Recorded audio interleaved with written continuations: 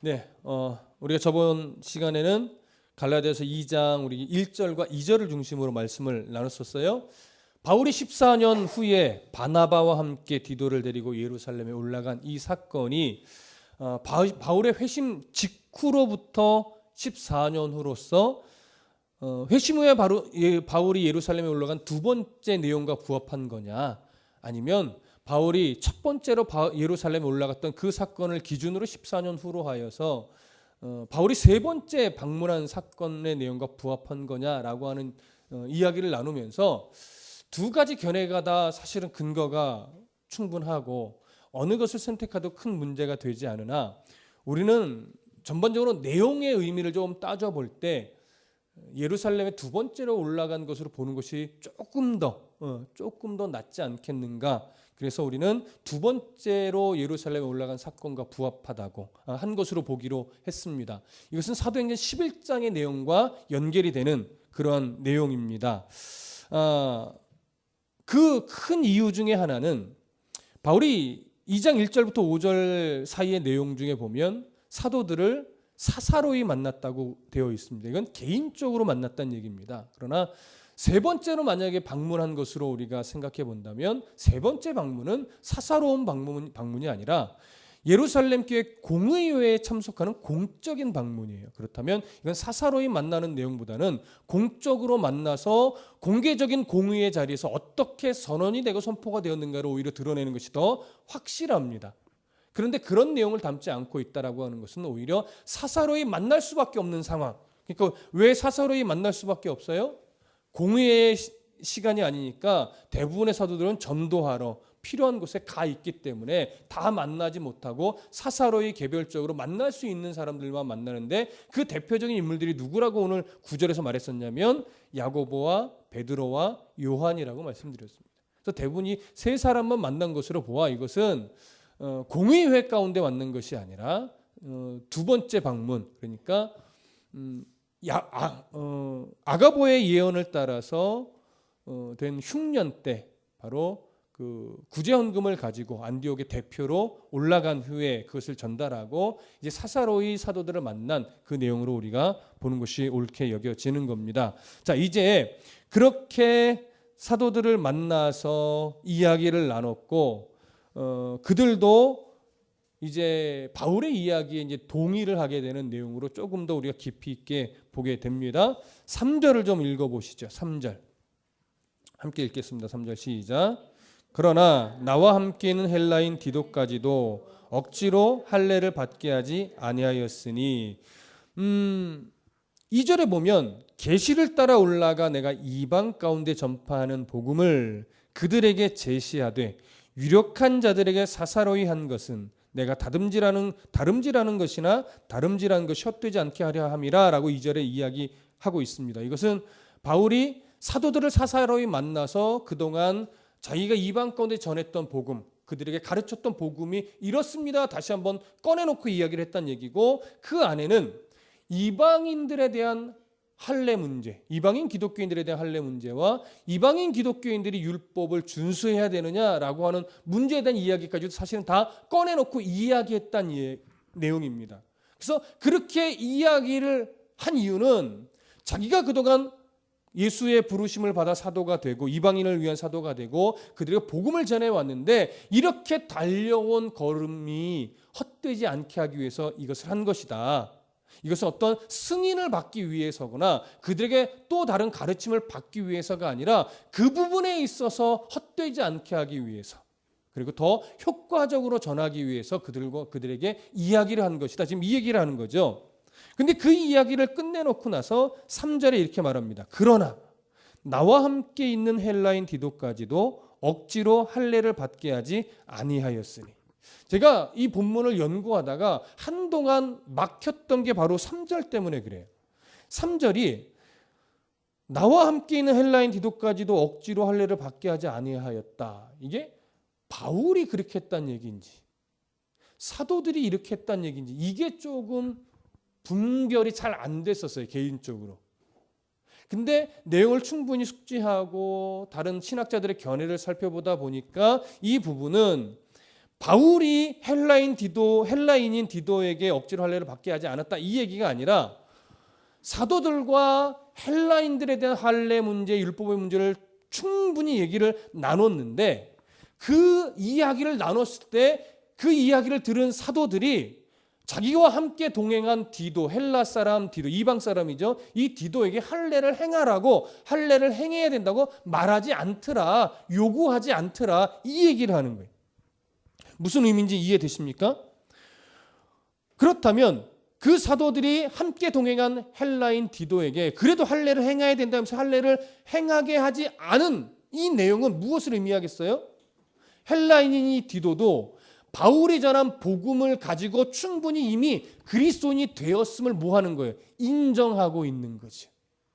그래서 오늘 이 3절의 내용은 참 중요합니다. 사도들도 바울이 전한 복음을 인정한 거예요. 그리고 그 복음으로도 충분히 이방인들은 그리스도인이다라고 하는 사실이 인정된 것이기 때문에 이 인정함은 갈라디아 교회에 들어와 있는 율법주의적 거짓 교사들의 주장이 틀렸음을 반증하는 그런 내용이 되는 것입니다. 그래서 3절은 중요하죠. 그러면 4절을 좀 이어서 보겠습니다. 4절 함께 읽습니다. 시작. 이는 가만히 들어온 거짓 형제들 때문이라. 그들이 가만히 들어온 것은 그리스도 예수 안에서 우리가 가진 자유를 엿보고 우리를 종으로 삼고자 함이로되. 자, 4절은 이 얘기예요. 사도들이 헬라인인 디도에게 할례를 요구하지 않은 것, 이 사실이 왜 중요하냐면 이런 의미에 말하자면 왜 내가 이 이야기를 하고 있느냐면 바로 그 갈라디아 교회 안에 가만히 들어온 거짓 형제들 때문입니다. 이렇게 이야기를 하는 거죠. 자, 그러면 가만히 들어온 거짓 형제들이 누구냐라고 할 때 저번 시간에 우리가 잠깐 언급을 했지만 어떤 학자들은 이렇게 말합니다. 갈라디아 교회에 이 거짓 형제들이 들어왔을 때 이렇게 말했다고 해요. 우리는 예루살렘 교회에서 파송을 받은 예루살렘 교회 대표로 온 자들입니다. 그런데 우리 사도들은 갈라디아 교회는 어떤 입장이냐? 바로 율법을 여러분들도 행해야 온전한 구원에 이르고 여러분 할례까지도 받아야 온전한 구원에 이릅니다. 이것이 예루살렘 교회의 내용입니다. 예루살렘께서 가르치는 내용입니다. 그래서 바울은 틀렸습니다. 이렇게 말했다라고 하는 거예요. 그러나 이들은 바울이 보기에는 예루살렘 교회의 대표가 아니죠. 그래서 바울이 말하는 거예요. 이들은 가만히 들어왔다. 이 얘기는 뭐냐면 몰래 살며시 들어왔다. 다시 좀 의역해서 이야기하면 위장하고 들어왔다 이 얘기를 하는 거죠. 그래서 사도행전에 보면 이들에 대해서 어떻게 지금 말하냐면 사도행전 15장으로 가보시죠. 사도행전 15장. 조금 길지만 22절부터 29절까지를 좀 읽어보겠습니다. 사도행전 15장 22절부터 29절 함께 읽습니다. 시작. 이에 사도와 장로와 온 교회가 그 중에서 사람들을 택하여 바울과 바나바와 함께 안디옥으로 보내기를 결정하니 곧 형제 중에 인도자인 바사바라 하는 유다와 실라더라. 그 편에 편지를 붙여 이르되 사도와 장로된 형제들은 안디옥과 수리아와 길리기아에 있는 이방인 형제들에게 문안하노라.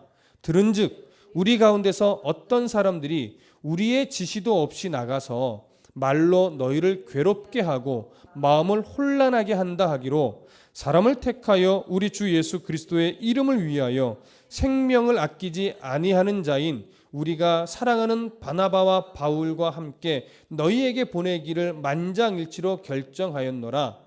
그리하여 유다와 실라를 보내니 그들도 이 일을 말로 전하리라. 성령과 우리는 이 요긴한 것들 외에는 아무 짐도 너희에게 지우지 아니하는 것이 옳은 줄 알았노니 우상의 제물과 피와 목매어 죽인 것과 음행을 멀리할지라. 이에 스스로 삼가면 잘 되리라. 평안함을 원하노라 하였더라. 아멘. 자, 이 지금 우리가 읽은 요 내용은요. 이제 바울이 이 세 번째로 예루살렘에 올라갔을 때 이야기입니다.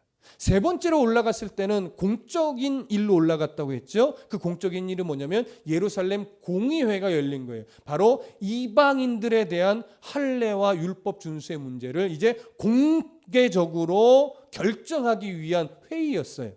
그때 그 회의를 통해서 결정된 사항을 지금 전달하는 거예요. 근데 전달된 주된 내용이 뭐예요?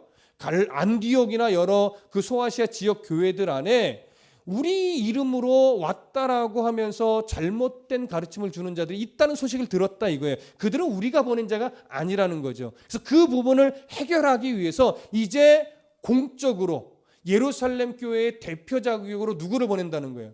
바울과 바나바와 또 다른 형제를 보낸다라고 하는 거예요. 그래서 이들이 이제 가서 말하는 것이 예루살렘 교회의 입장이니 이들의 말을 따르라는 거죠.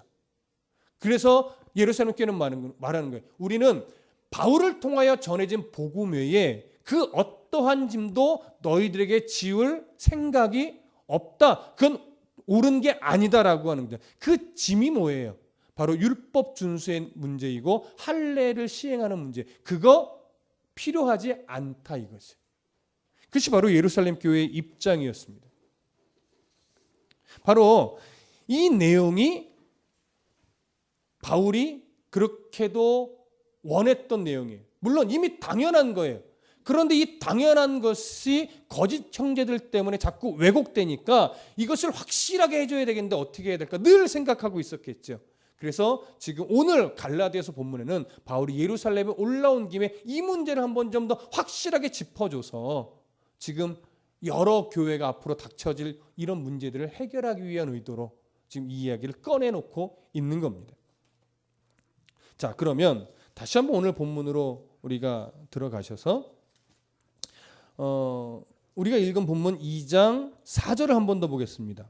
이는 가만히 들어온 거짓 형제들 때문이라. 거짓 형제들이 어떤 자들이냐라고 한 문제는 지금 다시 한번 짚었습니다. 그리고 그들이 가만히 들어온 것은 어떤 이유냐? 그리스도 예수 안에서 우리가 가진 자유를 엿보고 우리를 종으로 삼고자 함이로되 이렇게 말합니다. 먼저 그리스도 예수 안에서 우리가 가진 자유를 말하자면 그들이 없애려고 한다는 얘기인데 우리가 그리스도 안에서 가진 자유는 뭡니까? 그 부분을 좀 정리할 필요가 있겠죠. 쉽게 이야기하면 우리가 예수 그리스도의 십자가로 말미암아 누리게 되는 구원을 말하는 거예요. 그걸 조금 더 오늘 본문에서 의도하는 바대로 표현해 보자면 이거예요. 예수님께서 십자가에 우리의 죄책, 율법이 늘 꼬집어주던 우리의 죄성, 죄책, 죄의 종노릇하던 그 모습을, 그 신분을 예수님께서 십자가에 다 끌어안고 대신 죽으셨어요. 그래서 우리의 모든 죄책, 율법이 정죄하던 죄책이 다 십자가에서 어떻게 했어요? 해결됐어요. 그러므로 예수님은 율법을 완성하신 거죠. 그렇기 때문에 우리는 율법이 주는 정죄에 있어서 자유롭습니다. 그래서 우리는 천국 시민으로서 의의 종노릇하며 살아가는데 죄의 종노릇하던 옛 습관을 버리려고 노력하는 것뿐이지 죄에 이미 종된 자는 아니라는 거죠. 이것이 우리의 자유예요. 죄의 올무, 죄가 주는 정죄, 너는 이것 때문에 천국 못 가, 이런 죄책에서 우리는 이미 자유로워진 자예요. 다만 거기에 종노릇하던 습관을 버리고 의의 종노릇하는 습관을 우리가 훈련하려고 부단히도 하루하루를 살아내고 있는 중인 거죠. 이게 우리가 가지고 있는 자유예요. 근데 이 자유를 이 거짓 형제들은 엿보고 있대요. 엿본다는 건 뭐냐면 나쁜 의도를 가지고 이렇게 염탐한다는 얘기예요. 나쁜 의도를 가지고 염탐한다는 뭐예요? 어떤 틈만 생기면 비집고 들어와서 공격하겠다라고 하는 거죠. 그게 말하자면 정탐의 보통 내용이 되는 겁니다. 그래서 이들은 엿봐요. 엿보다가 우리를 종으로 삼고자 한대요. 무슨 종이에요? 다시 율법에 종노릇하게 만든다는 거예요. 다시 율법에 매이게 만든다는 거예요. 이미 자유해졌는데 자유해진 그것에 다시 우리가 종노릇하겠다고 내가 기어 들어가는 꼴이 되게 만든다라고 하는 거죠. 그게 이 거짓 형제들이 지금 꾸미고 있는 내용인 겁니다. 이 엿본다라고 하는 것을 우리가 조금 주목해 볼 필요가 있어요. 이 거짓 형제들이요, 갈라디아 교회나 여러 이방인들 지역 안에 세워진 교회들 안에 들어가서 호시탐탐 엿봤던 게 뭐예요? 그들이 지금 어떤 것을 갈구하고 있고 어떤 것을 힘들어하나 이런 걸 잘 보다가 그들의 어떤 종교적 심성에 만족이 될 수 있는 걸 하나를 딱 끄집는 거예요. 그래서 뭐예요? 너 요것만 더 하면 하나님이 더 기뻐하실 거야 라면서 더 온전한 구원이 될 거야. 이런 사람의 종교적 감성을 확 부여잡는 거예요.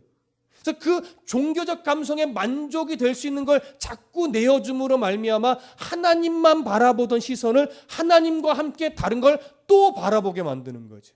이게 변질이라는 거예요. 이게 타협이라는 거예요. 하나님만 바라보던 시선을 다른 곳으로도 돌리게 만드는 것. 이거는 사단이 하는 전략입니다. 성경에 보면 사단을 향해 이렇게 말해요. 사단은 호시탐탐 우는 사자처럼 두루 다니며 삼킬 자를 찾는데요. 이게 집어삼킨다는 얘기인데 우리의 틈을 본다라고 하는 거예요. 믿음이 있다 하고 기도한다 하고 말씀을 본다 하고 정말 성도답게 살아간다라고 하면서 우리가 예배하고 성도로서 살아가고 있는데 사탄은 그럴 때는 우리를 어떻게 하지 못해요.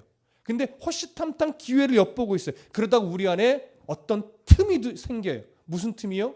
욕심이란 틈이 생겨요. 낙심이라는 틈이 생겨요. 분노라고 하는 틈이 생겨요. 탐심이라고 하는 틈이 생겨요. 실망이라고 하는 틈이 생겨요. 시기라고 하는 틈도 생겨요. 질투라고 하는 틈도 생겨요.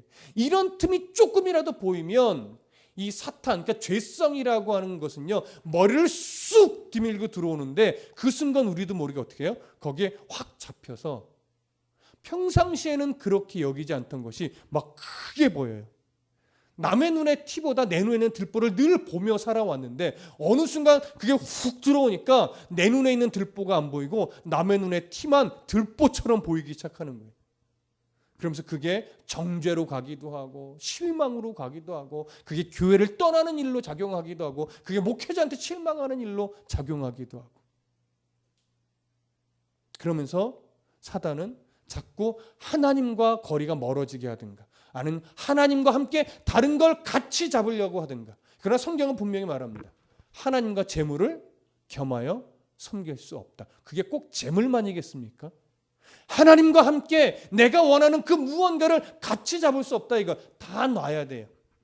하나님만 붙잡아야 돼요. 그러면 하나님이 다른 걸 다 주는데 그 다 주실 하나님만 부여잡지 못하고 하나님도 붙잡지만 이것도 내가 붙잡으려고 하니까 결국은 다 붙잡지 못하게 되는 거죠.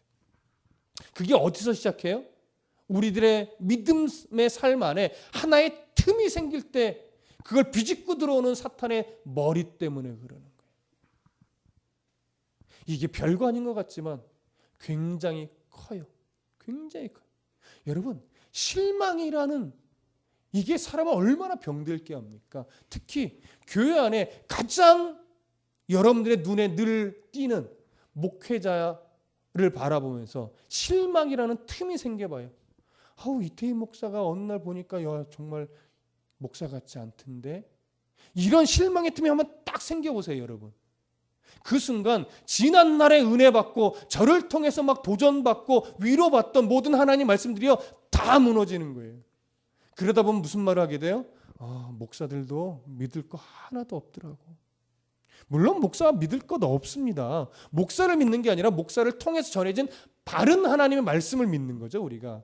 근데 실망이라는 놈이 딱 치고 들어오면 그게 생각이 안 나요. 그게 보이지가 않아요. 그게 무서운 거예요. 그런데 오늘 본문 다시 돌아와 보세요. 5절 함께 읽어보겠습니다. 시작. 그들에게 우리가 한시도 복종하지 아니하였으니 이는 복음의 진리가 항상 너희 가운데 있게 하려 함이라. 바울이요 그 사실을 정확하게 알고 있었어요. 뭐라고 말하냐면 그들에게 이건 뭐냐면 시시탐탐 노리고 가만히 들어온 자들이 이 틈을 보고 있는 거짓 형제들 그들 앞에서 바울이 한시도 복종하지 않았대요.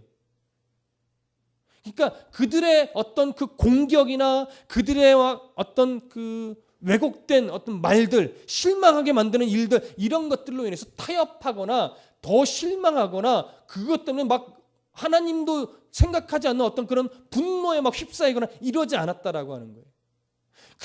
그럼에도 불구하고 오로지 갈라디아 교회 성도들을 향해 뭐라고 불러요? 형제들아. 누구의 시선으로 자꾸 보려고 애를 쓰는 거예요? 하나님의 시선으로. 그러면서 어떻게 뭐라고 말해요? 한시도 복종하지 아니했다라고 하는 거죠. 이 얘기는 뭐예요? 실망에 사로잡히지 않으려고 내가 노력했고, 분노에 쌓이지 않으려고 노력했고, 갈라디아 교회 성도들을 바라보면서 저런 나쁜 놈 이렇게 말하지 않고 하나님이 그들을 어떻게 보고 계실까에 대한 시선으로 보려고 늘 애를 썼고, 그럼 내 안에 분노가 올 때 그것이 하나님 원하시지 않은 거야라고 분명하게 분별하고 누르고, 실망이라는 놈이 올 때도 이건 사탄이 주는 거야 하고 빨리 캐치하고 눌러내고, 이런 영적인 긴장감을 늘 갖고 있었다라고 하는 거예요. 그러면 왜 이런 영적인 긴장감을 가지고 잘못된 것들에 타협하지 않으려고 부단히도 바울이 애를 썼느냐? 뒤에 내용 보세요. 이는 복음의 진리가 항상 너희 가운데 있게 하려 함이라. 바울이 거기서 무너지면 바울을 통해서 복음을 들었던 사람들 안에 복음의 진리가 온전히 세워지지 못하기 때문이라는 거예요. 바울이 그런 것들로 인해서 넘어지거나 낙심하거나 분을 내거나 이러면 이들 안에 복음의 진리가 온전히 못 세워지니까 바울이 그러지 않게 되려고 부단히도 스스로를 긴장하면서 바른 사명자의 사도의 모습으로 서 있으려고 늘 애썼다라고 하는 거예요. 그럴 때 그런 바울의 애씀과 바울의 중심을 보고 결국 성도들, 이방의 성도들이 어떻게 해요? 복음의 진리 가운데 항상 서 있게 된다라고 하는 것이죠. 저는 이 말씀을 보면서 제 스스로를 더 먼저 굳게 결심을 했습니다. 물론 제 힘으로는 되지 않겠죠. 하나님 도와주세요 그랬어요. 제가 목사로서 강단에 늘 서서 말씀을 전하는 자인데, 저 때문에 저의 교만이나 욕심이나 탐심이나 헛된 분노나 이런 것들을 잘못 나타내기 시작하면, 제가 영적인 긴장감을 놓치고 무엇인가 좀 함부로 하게 되다 보면 누군가는 저 때문에 신앙을 잃어버립니다. 하나님 그러지 않을 수 있도록 제 스스로를 잘한 말씀 안에 영적인 긴장감을 늦추지 않게 도와주십시오. 그런데요, 믿음의 부모도 똑같아요. 믿음의 부모가 믿음의 부모답지 않게 여겨질 때 자녀들의 신앙은 복음 위에 서지 못해요. 부모가 영적인 긴장감을 늦추지 않고 늘 믿음의 부모다운 싸움을 해내는 거. 믿음의 부모로 완전해야 된다는 얘기 아니에요. 연약함을 알죠. 근데 이거는 자녀들이 알아요. 우리 부모가 얼마나 애쓰는지. 힘든 세상을 살아가면서도 얼마나 예수 믿는 부모다우려고 애쓰는지, 얼마나 우리에게 예수 믿는 자녀의 그 가치관을 심어주려고 노력하는지, 그건 안단 말이죠. 그걸 볼 때 자녀는 결국 복음을 떠나진 않게 된다라고 하는 거죠. 저희 둘째 아들이, 그러니까 재훈이가 그런 말을 해요. 종종. 걔는 제 설교를 잘 안 듣거든요. 예배는 거의 안 빠지는데 제 설교는 잘 안 들어요. 그래서 야, 너는 아빠 설교를 왜 안 듣니? 아니, 잘 마음이 안 가. 아빠 설교가 싫어서가 아니라 나는 아직 신앙이 없나 봐. 이런 말을 해요. 그러면 더 들어야지. 근데 아빠, 언젠가 때가 되면 내가 듣지 않을까? 이런 얘기를 해요. 그러면서 하는 말이 하나 툭 던진 게 있어요. 아빠 설교 좋은 건 나도 알아. 그래서 네가 어떻게 알아? 이제 이렇게 얘기를 했어요. 그랬을 때 제가 이건 참 감사한 부분인데, 아빠는 하루 종일 그 말씀만 준비하잖아. 어떻게 안 좋을 수가 있어? 무슨 말씀인지 아시겠습니까? 제가 아빠로서 아이들한테 잘하지 못합니다. 그건 제 자신이 너무 알고 저희 아내도 알아요. 근데 아이들이 항상 제 모습을 보는 것 중에 90%가 뭐냐면, 교회 안에 저 뒤편에 앉아서 늘 성경책과 여러 책들과 씨름하고 있는, 아침부터 저녁까지 씨름하고 있는 걸 자녀들이 늘 봐요. 학교 갈 때도 보고 학교 가면 올 때도 보고, 교회 오면 아빠는 항상 거기 자리에 성경책 놓고 있으니까. 그러니까 아들이 제 설교는 안 듣는데 언젠간 듣겠지라고 하는 이유는 뭐냐면, 아빠 설교가 좋은 줄 알아. 아빠는 하루 종일 그 설교 준비하려고 책과 씨름하고 있잖아. 어떻게 안 좋을 수가 있어? 걔가 좋다고 판단을 하고 있는 건 아니에요. 아빠 설교 정말 듣기 좋고 이걸 안다는 얘기는 아니에요. 몰라요. 그런데 얼마나 애쓰는지를 안다는 거죠. 저는 그 이야기를 들을 때 아직까지는 내가 잘하고 있구나. 완벽하다는 얘기 아니에요. 아직까지는 아들이 저의 노력함을 애씀을 인정해주고 있구나. 이게 정말 고마웠고 기뻤어요. 자녀에게 여러분들은 어떤 아빠이고 어떤 엄마입니까? 어떻게 비춰지고 있습니까? 우리는 정말 잘할 수 없습니다. 부모는 해도 부족하잖아요. 잘 못하잖아요, 사실 우리가 다. 그런데 아이들이 느낄 수 있는 그런 영적인 긴장감, 그걸 느끼게 해주셔야 돼요. 그걸 뭐 ABCD 어떻게 공식화해서 알려드리겠습니까? 여러분들이 말씀 안에 부딪히는 대로 정말로 진심을 담아서 성도다운 애씀을 살아가고 있으면 자녀들이 고스란히 느낄 수밖에 없는 거죠.